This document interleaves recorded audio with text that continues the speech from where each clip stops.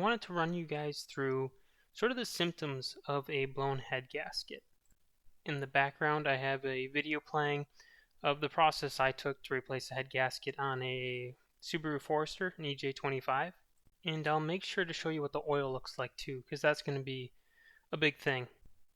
And quickly, before we get into the video, if this video does help you out, I'd appreciate it if you helped us out by subscribing to this channel. Some of our videos get a lot of views, we don't get a lot of subscribers, and subscribers is really what we need.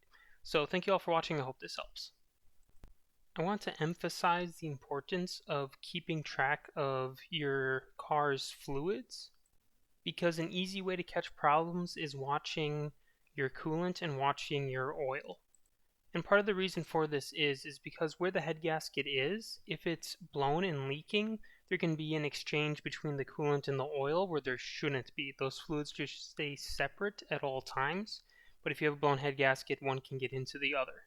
So because of this, a symptom of a blown head gasket may be your oil level actually going up. Normally cars, as they go through oil, they'll slowly burn a little bit off and your oil level might seep down just a little bit over time before you change it. However, if you have a blown head gasket, some of your coolant's going to leak into your oil, making your oil volume rise. So that's something to watch for. And when it does this, because coolant's mostly water, the mixture of the water and the oil getting all stirred up from all the engine components and stuff actually turns the oil into a lighter brown color, almost the color of chocolate milk. And that's what I wanted for you guys to see in this video. As it pours out of the oil pan, you can see the colors. It's a light brown, it's like a chocolate milk. And the more like chocolate milk it is, the more water, the more coolant is mixed in with your oil. Now there are other ways water can get into your oil, but if it's really chocolate milk colored, it's probably head gasket. Sometimes you can get a little bit of water in your oil from just condensation.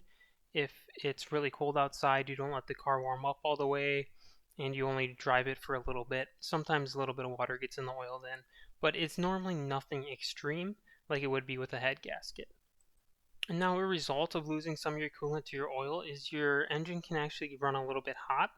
It's just because of the ineffectiveness of the whole coolant situation. Also, the oil loses some of its property as it gets more mixed up with water, if that makes sense, so it does a worse job. So you can get some engine overheating as well. Normally nothing super crazy. Because there is that water in the oil, some of that water is going to get burnt up, and normally burning up coolant from an engine comes out of the exhaust as a white smoke, so you might see more white fluffy exhaust. Sometimes you can even smell a little bit of coolant in the exhaust. Sometimes it even comes off as smelling a little bit sweet, like fruit. And another reason to watch the fluids is while your coolant level might slowly go down, you can also get sort of a bubblier coolant, and the only real way to notice that is if you actually look in your radiator or your coolant reservoir every now and then. So just to summarize, generally what you're seeing with a blown head gasket is coolant is leaving, your coolant level is going down, it's getting into the oil, it's turning the oil like a chocolate milk color, and therefore your oil level is also rising because you have more volume to it. And you're going to blow off some white smoke because that coolant's in your oil, it's getting really hot, it just comes out as white, almost steam-like. And your engine's going to overheat because of the coolant's moving into the oil, and the oil is less of an oil, more of a mixture. And because of this whole mixing thing, your coolant can get more frothy and develop bubbles. I hope this really helped. Feel free to use the comment section as like a forum to answer some of your questions, ask questions.